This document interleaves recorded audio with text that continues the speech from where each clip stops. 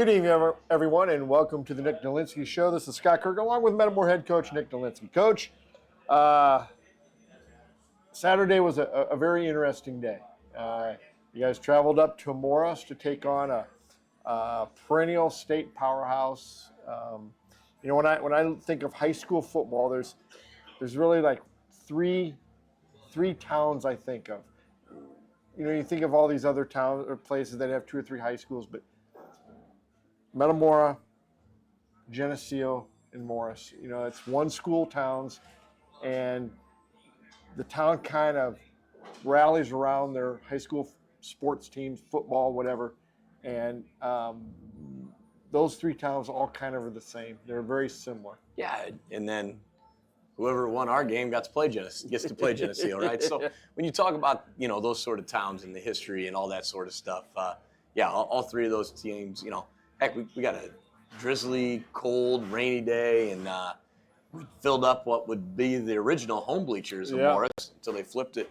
So we had a great crowd. And they had they brought a good crowd too, and but no, those are all communities that really care about athletics in their school, right, and how you represent your town and all that sort of stuff. So I hope that we did a good job of representing our town and made our fans proud. But no, those are 3 names they're right there at the top of the list, and I like to continue to think that we're right there with them. I know we haven't had a whole lot of wins against them, and matter of fact, it's one really big one. We talked about that last week, but we're close, and we're getting closer, and we've talked about it, maybe between us personally, but just you want your kids to give all they got, and you want them to leave everything out on the field when it's all said and done, win or lose, and we definitely did that on Saturday. Oh, for sure. And our kids were, pretty broken up, pretty hurt because of the amount of time that we all know, and we know, and if you played football, everybody knows that it's a different sport because you don't get to play this one anymore. No. Right? You can always play a pickup game of basketball. You can play catch in baseball or play a round of wiffle ball, or you can go golf. You can run if you're a cross-country person. But about 99.9% of us, that last whistle in a football game in your senior year is the last time you really get to put it back on and get after it. So, hopefully we got a few guys that'll go play in college and all that. But even when those guys go off to college, it's a different experience than what high school football is. So, that part's hard. But, we did a lot of good things, and we're awful proud of our kids. And, sucks to have this conversation today and know that we're not going to have another one next Wednesday. But, all we can ask for is what they gave us, and they did everything they could. Yeah, we'll talk a little bit about the Morris game. Then we'll get into the season as a whole, and then we'll talk about some of the players and the seniors and what a good season it was. Mm-hmm. But I thought that game could not have started better for you. Yeah.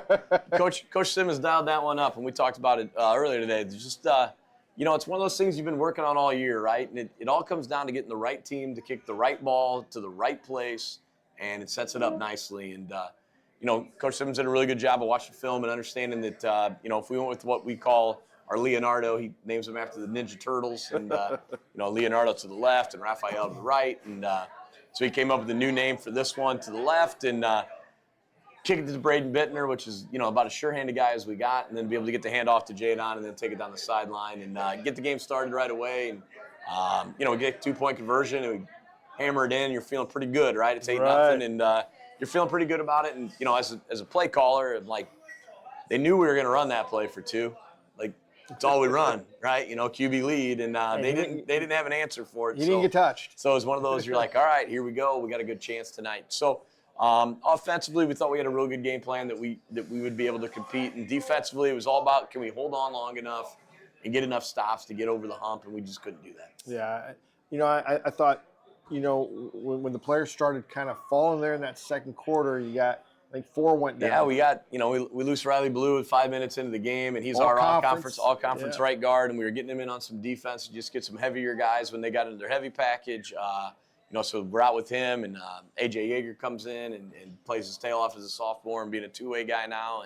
And then Evan Grove ends up, breaking his leg, and Tyler Gray comes in at left guard. And we just try to keep the train moving. But it also takes away defensively with what we were planning to do with a with a Riley Blue and a Jay Murphy and an AJ Yeager. It's just the game goes on. You know, it's a lot more hits. You just get more tired, right? And AJ battles at nose all night long, and you know, Caleb Morrison, who we've talked about before, doesn't come off the field except for like punt return maybe, or kickoff return. That's about it. Now, he did get a lot of breaks on kickoff returns and kickoffs, but otherwise he's out on the field. You know, so all those hits match up, and you know, like for Caleb, you know, he's the H-back. We run behind him about 95% of the time, so he's in physical contact on like every play. You know, and as the game goes on, those things wear, and but no, we just couldn't get over that hump and get the, you know, we had the 2 turnovers. They got 2 fumbles on the ground that we couldn't quite get to. You know, one of those sort of things. And you just look at all those things on the what ifs. But, just awful proud of what took place. And talk about 2 physical games. I know the Morris game, the state championship game was pretty physical. But what was that? 2004 at our place when they had John Durgo. And that was probably one of the most physical games I've ever seen in the high school level. And Jamie Cumby. Yeah, I mean, they going to Clemson, and you know, we had Tigantino as a sophomore, and you know, Lavery, and all those guys, and just there was a lot of helmets being cracked that day, and but I thought we did our best to live up to that part of the physicality, and that's all we can ask. For sure. And you know, you get the 8-0 lead, they come down, they tie it up. It goes back and forth, back and forth. It was a game of runs. They scored 2. We scored a touchdown. Then they scored 2 unanswered. Then we scored 2 more. We went up. You know, you think we're going to have the momentum going into halftime, and then they returned the ensuing kickoff back for a touchdown. And you know, it only evened things up at 29 all. But you know, and not to say that the guys that you put in for the injured players didn't play well, because they did. Yeah. They played really well. I mean, it's what happens is, you know, it's just attrition over time. Like, those guys haven't played as many quarters. They haven't played as many minutes. They haven't got the same experience. Doesn't mean that they're not good players. It just comes down to how many minutes have I played, how many snaps have I taken, what experience do I have? You know, Jackson Backus, who played a lot early, got a lot of JV minutes, but got a little sick early, and then Cade Petone came in and said, I'm going to take this job, and I'm not going to let you get it back unless it's a rotation. And so now Jackson's thrown into being a full-time guy, and those guys just did everything they could. But like AJ Yeager, who's supposed to be a one-way guy at nose, now he's got to play guard. You know, so all those things, you know, add up when you get to the end. But yeah, I mean, we talk about the next guy up, we talk about that next player. But the kickoff return before the half is kind of that one hurts a little bit, because you know, we took the lead there on Jadon, and it was a long run, and it's one of those. And I looked to Coach Otto, and they called timeout, and he goes, "What do you want to change?" And I'm like, "Nah, it's 3rd and 1. We're gonna get 2 shots at this, and it's either gonna be Jadon to get it, or we'll run something back with Steven." And you know, we had 30-some seconds to go in the game, or in the half, and we felt good about where we were, and we're gonna need a big one at some point. And they called timeout, and I just kind of looked out there. They moved a guy inside. They moved a guy, and I'm like, this one's going to go to the house if we can get to the edge. Like, if we can get there, he's going to house this. And sure enough, you know, Elijah Edwards gets a huge block, and Caleb gets a huge block, and Tyler Gray gets around the horn, and Kylan gets a good block at the 2nd level. And we talk about anytime we can get Jadon one-on-one in the 3rd level, we like our chances of it going really, really long. And he did, and we housed that. And, you know, we're up a score with 22 seconds to go or whatever it was. And if we can get to half, up a score, and we know they got the ball coming out. You know, we talk about that middle 4, middle 8, whatever you want to call it, in high school. But, you know, if they score, it's tied. And when we get the ball back, we got the hammer. So that one really kind of changed. And I do think it changes the momentum cleanly. I mean, we had a great halftime talk. I thought we came out with a good plan second half. But if they're down a score, the conversation in their halftime room might be a little different than, hey, we got this score here. So and the momentum. Yeah, and I don't think they thought that the game was going to be tied at half either. You know, and we did. Like, we thought we had a good chance to battle with these guys, and we believed completely in each other and coaching staff and the kids. And, you know, we told them, there's about us in this circle that probably believes we got a chance to go up there and win, but nobody else is going to. And, you know, they just kept battling and just couldn't quite get the next play that we needed. When we talk about next play, we just couldn't get that stop. Yeah, that was the unfortunate part. When you think about, you know, we said it before, I think we've never scored more than 2 touchdowns in any one Yeah, game. we wiped that one out in a hurry. Yeah, you scored. You and Morris now are the highest scoring playoff team in IHSA history. You probably wouldn't have saw that one a whole lot on the list No. between how Metamora and Morris all the old games were. But to get up 114 points, that's a lot. A lot of points. And 50 points is a lot offensively. And if you told me going into the game that if we had 50 on the board, I would have felt relatively good about it. They probably said the same thing. If we got 64, we're going to feel pretty good about winning this one. But it's just one of those games that just kept going back and forth. And, they got one more stop than we did, and that was really the difference. Yeah, that was for sure the difference. The thing, though, that I started noticing it in the middle of the third quarter is just how hard your kids were playing. You had guys go down, and there was no quit. And, you got to feel proud as a Metamora fan. Take yourself away from the coaching aspect of it, but as a fan, man, that made you pretty proud to know that we're shorthanded a little bit right now. We don't have as many bullets to answer a really good Morris team, and you've got to have those guys to beat those kind of teams. But our kids kept battling it, and 64-50 is a pretty tight ball game. Yeah, I mean, you like a 28-14 game, and you're like, it's a different score. It's still 14 points, but it feels different. I think the 64-50, we still had a chance. We can get an onside kick there to get the ball bounced one way or the left. On the one time it's really close, and if it kicks to the right, it's our ball, and now we got a chance to get back in it. And but yeah, I mean, we hope that every time we put a product out on the field on Friday night that we do something well enough for our community to continue to back us and be proud of us. And we don't talk about it necessarily within the community of our group of players that like, hey, we're going out to make the community proud. But we talk about making each other proud. And if you take care of yourself and you take care of your teammates, you're going to put a product out there that the community is going to back and get after. And we kind of talked about it Saturday night afterwards. Just, we care a lot about what Metamora football is, but we also care a lot about our town. Metamora and Spring Bay and Germantown Hills and everything in between, and Bayview Gardens, that this is all one big community that comes together, and football is a great way to bring as many people together as possible, because when you play 11 kids, there's a real good chance that we're representing everybody in our community. And we just know that there's a lot that people care about Metamora football, and they care about Metamora High School, and we're just trying to be a big part of that to continue to bring pride to our community and throughout the state, to know that, if you're going to play Metamora in a sport, be it football, basketball, baseball, girls basketball, cross country, whatever it might be, that you're going to get the best effort that you're going to get from our kids. And you got to play well to beat them. Yeah, and that's our goal. And I thought for sure that was when Morris left that field on Saturday night. They knew they'd been in a war. Yeah, and like I got an email from the officials, and congratulated our kids on a great season and how much they enjoyed officiating our kids, and when they communicated with our kids, how respectful they were to them, and they had something to say. They was yes sir and understand and moving on. But he said it right there too. He goes, that was a state semifinal game. Like that level of two teams, that's a semifinal game in the past. Now it just happens. We talked about it a little bit, just how seeds go, and when you win and when you lose, and when you lose and who do you lose to, and all that sort of stuff kind of puts it in there. And does LP find a way to beat Canelan? Because the crazy thing is, if you go back, LP scores late. Canelan kicks field goal to win it. That's one more playoff point. One more playoff point moves us away from Morris one more week.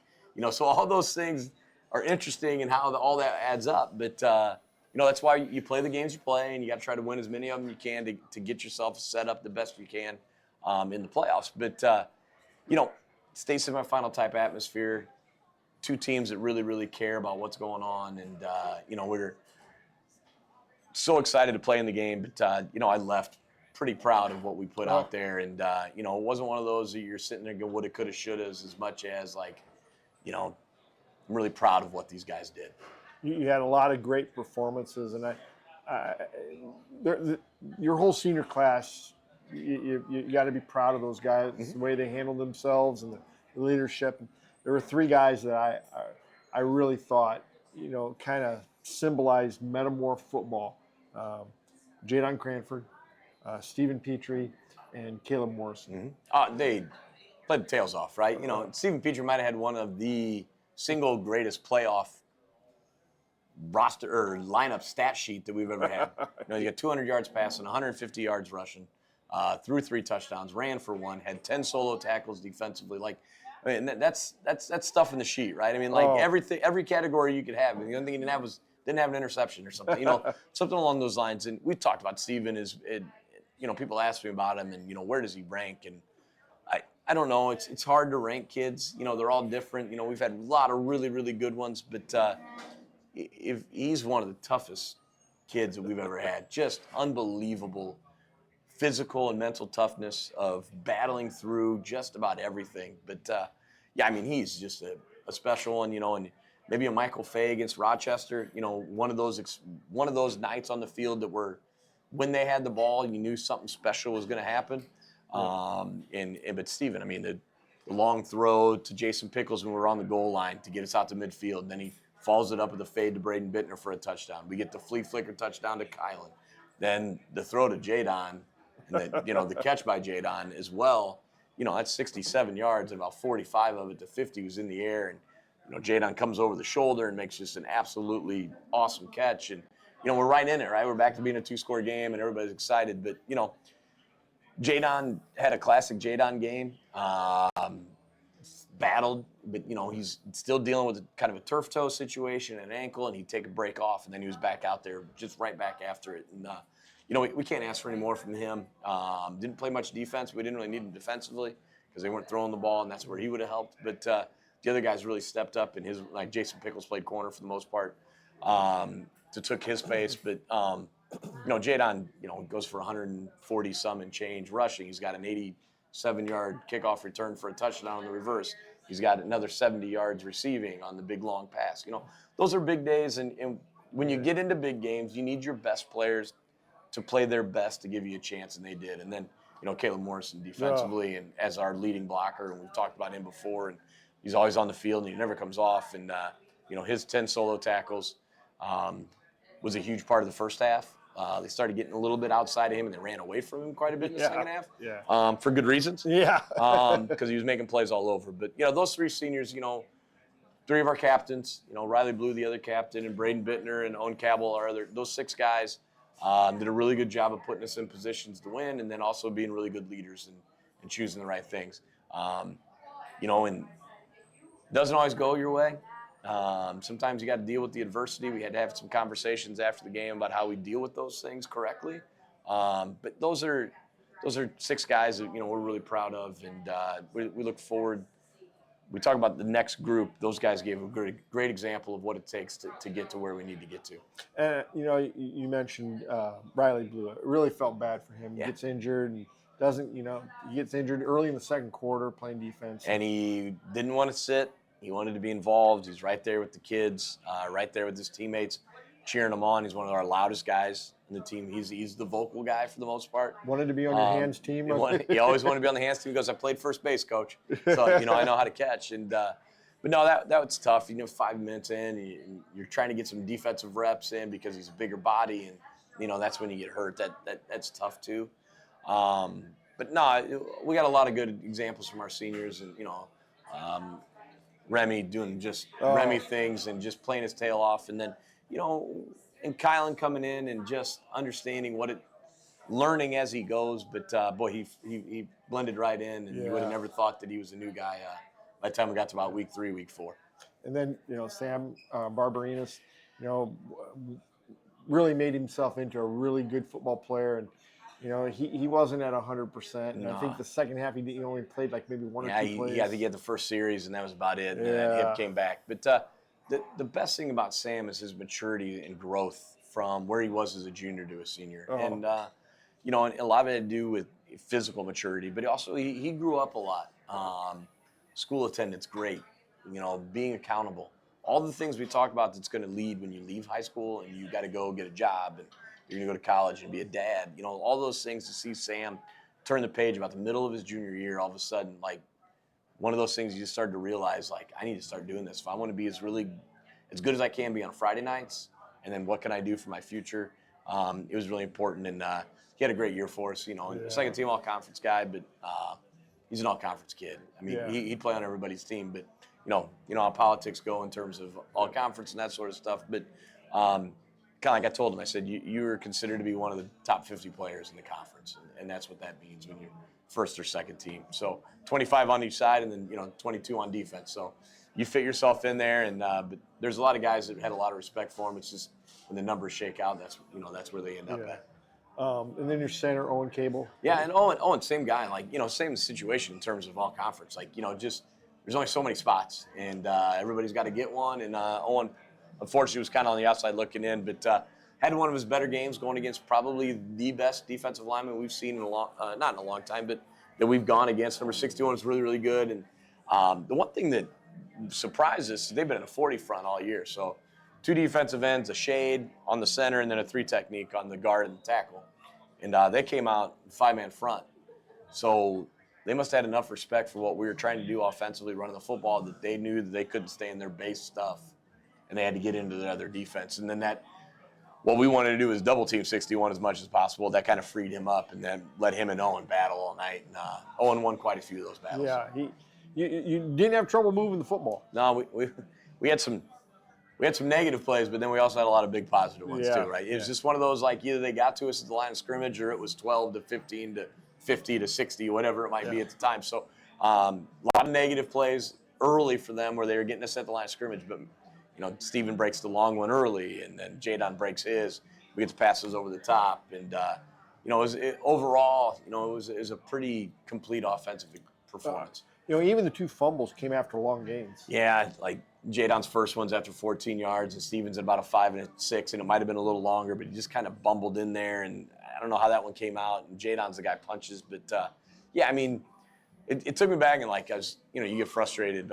So when I was coaching with Joe Ryan at Princeton, we're playing Macomb in the playoffs, and we're backed up on like the 3, and we go QB sneak, and our quarterback Brian Stetson goes for about 12 yards and fumbles. And I'm like, I'm 23 years old. I'm like, God bless it. Now we fumble, the ball's on the ground, and Joe just goes, Nick, it's going to be all right. We just picked up 14 yards on a QB sneak. He's like, we're going to move the ball today. And then we did. We went on and just crushed them. But, those are the sort of things that, you look at and you're going to, so I'm like, well, am I mad at Jadon? Absolutely not. And I'm like, on the other hand, we just went 15. So there's a good chance that play is going to come back. So, but yeah, a lot of good things in terms of that. And, we all know the frustrating part is you don't get to give you back with them like Monday. Give you back at practice. And unfortunately, we had to have a meeting Monday to talk about when we're going to turn in our gear in today on Wednesday. So. Right, because you didn't have school on Tuesday. Yeah. So, no, we did. We had school. Did you? Yeah, we do Veterans Day Assembly, which is really good. Kurt Rowden puts together a great performance. Buddy Robinson had a real good speak about their Medal and Valor and talked about his experience. So we had 3 guest speakers. It was really good. Our kids are great in those assemblies. And, so instead of taking the day off, we do that. And I needed an extra day to get things ready, to get stuff turned in. I don't even know if I was ready today. and it's tough. That's the double-edged sword of being a high school coach. Yeah. Yep. And those guys leave, and you don't get them back, right? In the NFL, they can sign a contract, and college, I think you can play until you're like 35 now with the new plans. But high school, you get them for 4, and then they graduate and move on. There's no redshirting either. No. You got to do that in like 7th grade now. Yeah. So you got a red shirt early. But Coach, the bad part was we lost. The good part was, I think you showed how much these kids have matured. That showed a lot of maturity Saturday. I don't know if I've ever been prouder of a team after a loss. Well, yeah, we don't like to say it after a loss. We like to be proud all the time. But yeah, you're right. This group of guys with the seniors that then led the few juniors that are in the mix, and then quite a few sophomores are in the mix, to bring those guys along as quickly as we did, and as encouraging as they were, because they knew they needed them. It's one of those, like, I need that guy, and I need this guy, and I need this guy to get my job done, and then I'm going to make sure that we bring them along and get them to where they need to be. So, those are the things we talk about, being smart, tough, and reliable, and building a program of understanding what standards are, which the standard was not made by me. It's been a long line of great football. But I think this group really bought into understanding what their role was and where their chapter in Metamora football is. And it's going to be a proud chapter for sure. Why don't we take a break? When we come back, we'll talk about maybe the future. Yeah, we can do that.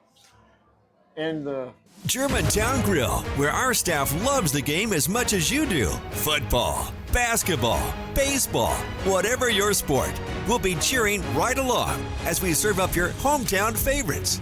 We've got everything you need to celebrate the wins. Food and flavors to satisfy any craving.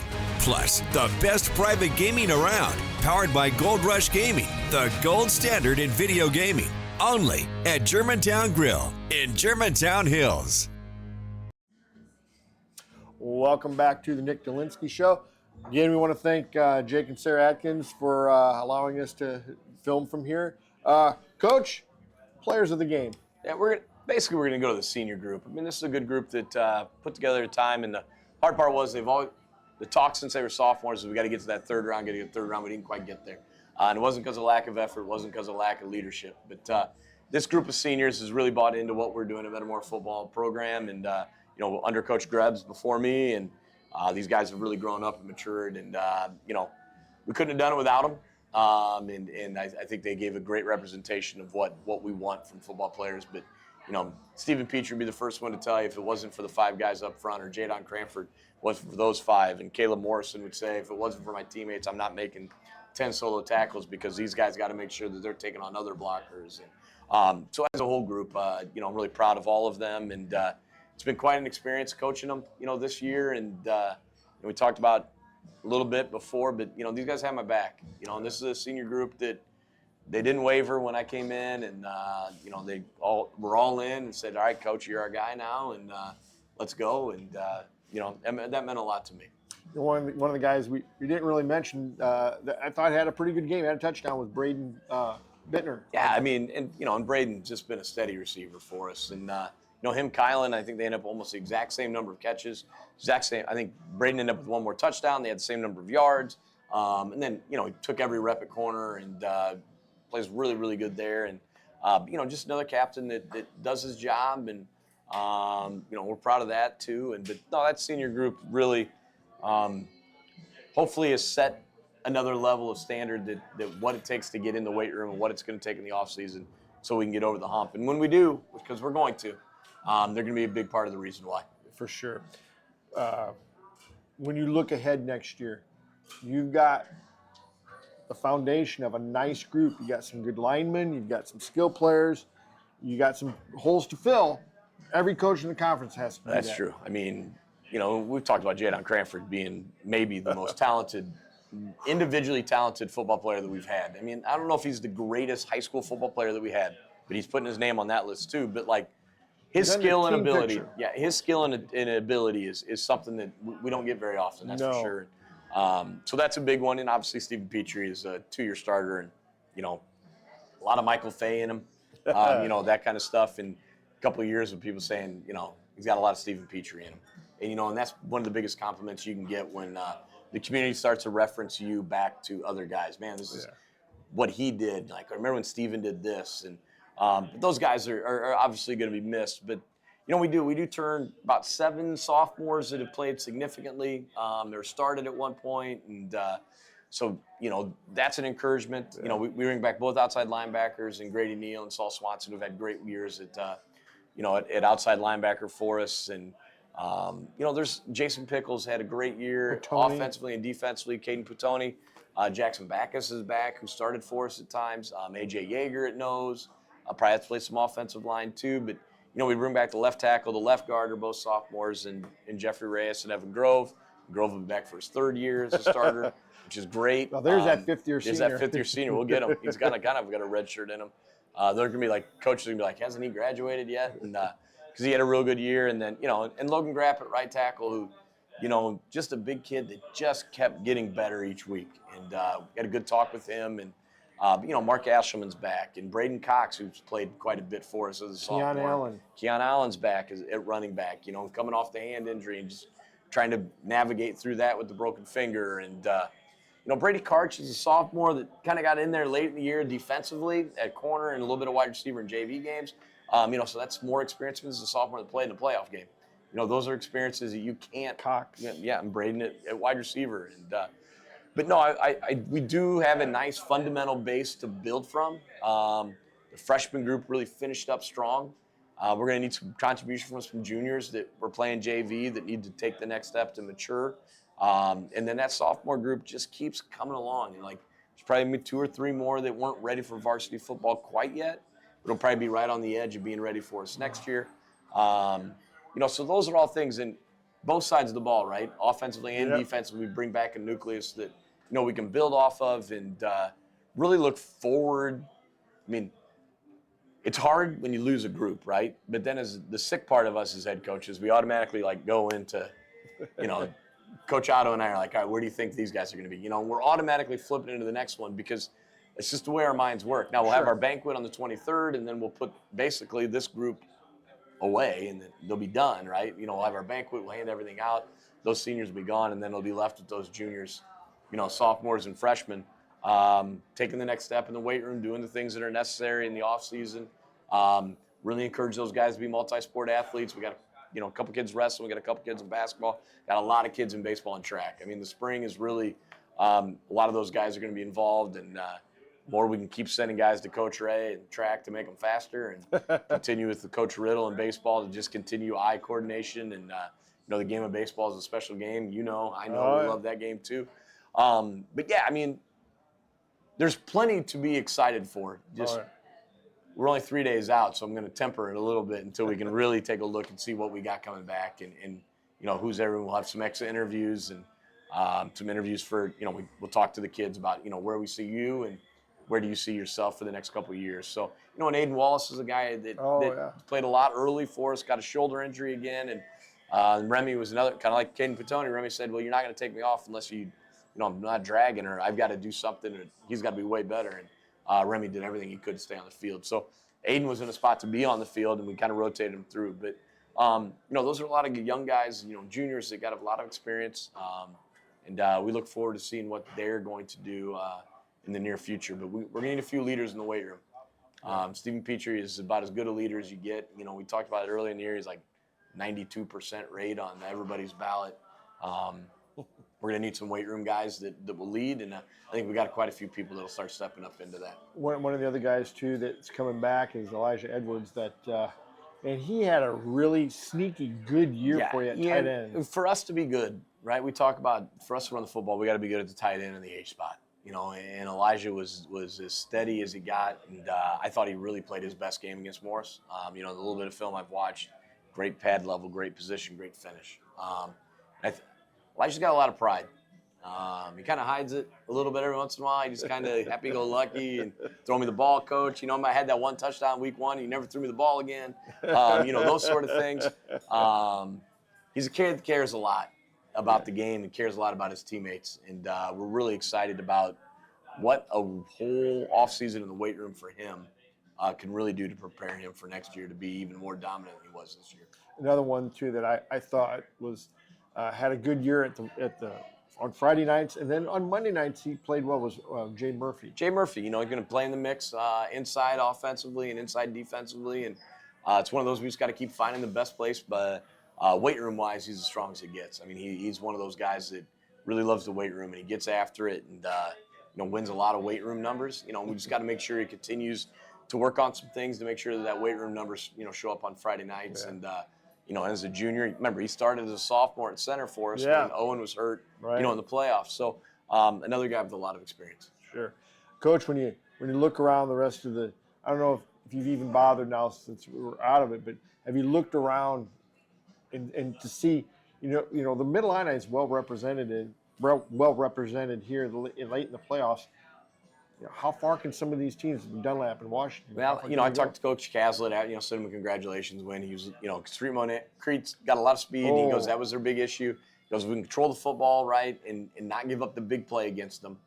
They felt like they had a chance to go get a win, and they did that, obviously. And then, Washington with the big win, and, they got to go up. They got to play another Catholic powerhouse up there in Providence. But Coach Stephen does a really good job with those guys, and defensively they're really good. And I know that the Catholics really like to pride themselves on, nothing down here can anybody do that they hadn't seen up there. But I think he'll have enough for them. And it's going to be close, and I think they're going to go out and battle, and, hopefully they come out with a W. And, and Dunlap just keeps kind of sneakily winning games that, they're not real flashy. They're not, 40-point wins, Yeah. but they get the scored touchdown against us. They get the touchdown, win last week, and Who do they have this week? they've got St. Lawrence. St. Lawrence. So another Catholic school, and which I believe Jackson Ryan's at St. Lawrence now. But don't hold me to that. I can't remember if that's where he is. Still teaching at Still Simeon. teaching at Simeon, but he's at St. Lawrence now. So we got a little bit of Metamora, Sycamorian love there. But no, I hope that's another win for them. And and Morton, man, just couldn't finish. Central's going to keep coming, and they just couldn't quite get that last score in. And even at the very end, they're right there, knocking on the door. So I thought the Middle Illini was represented very well. Outside of everybody wins in the first round except for Dunlap knocking off Pekin, because somebody had to win. Yeah. And but no, I think we did all a good job, and the Middle Illini plays good football, and sure. we just keep getting better. And but no, I hope the best of those guys, and it's kind of fun to follow along. And I'll be checking my phone. I think I'm going to go to the Illinois game Saturday afternoon, and 72 degrees at Memorial Stadium, and watch the Illini, and kind of get my brain away from high school football, and take my son and just kind of enjoy a Saturday afternoon down there in Champaign. Coach, I want to thank you for this year. It went by way too quick. Heartbeat, and it was over with. Yeah. And but it was a lot of fun. These Wednesday nights, I really looked forward to them. They were a lot of fun. Appreciate everything. Appreciate you making yourself and everybody else available.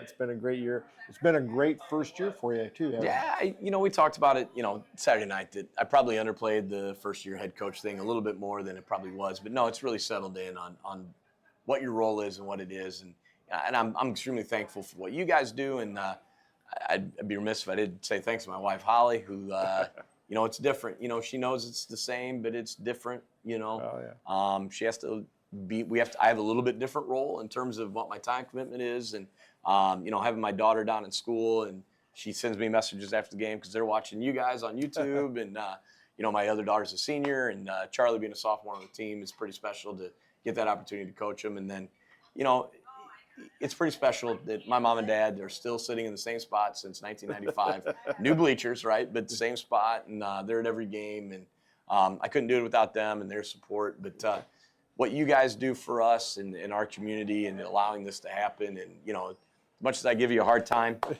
love you to death, and we've grown up. You're slightly older than me, slightly older than me, but since I was a young guy, you've been around. Baseball and Legion baseball and all that sort of stuff, and it means a lot to us that you guys are still caring enough that we want to keep doing this, and I'm really thankful for the community administration.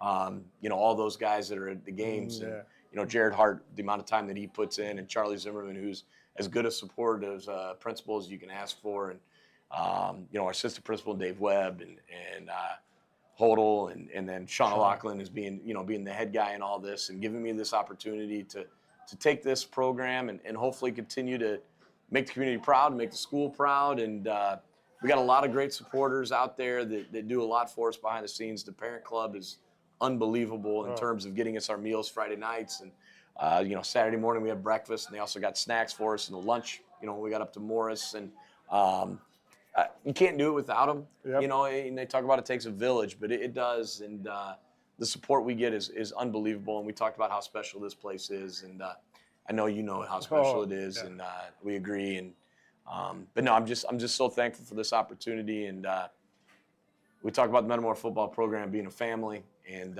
it's more than just the kids out on the field. And once you turn your birds in or put your birds on, or you're a part of this in some other way, it's all one big family, and that's how we grow. And doesn't mean we always get along, but but the families are family. And in the end, you all come back together. Once a bird, always a bird. That's right, without a doubt. Coach, again, thank you. It was a fun year. It was a great year. Wish could have gone a little bit further, but that's the way it is. We'll be back, and we'll be strong. I guess we'll be back in August, and we'll do a little preview show, Yes. and we'll get her that way. And well, we got a lot to look forward to, and we're really excited. Sad about how this one ended, but not sad how it ended, but just sad that we got to lose these seniors and move Still them proud. on, and without a doubt. So, All right, Coach, thank you very much. I want to thank everybody for watching us this year, and there's more to come. That'll do it for the Nick Delinski show and the football season. yeah.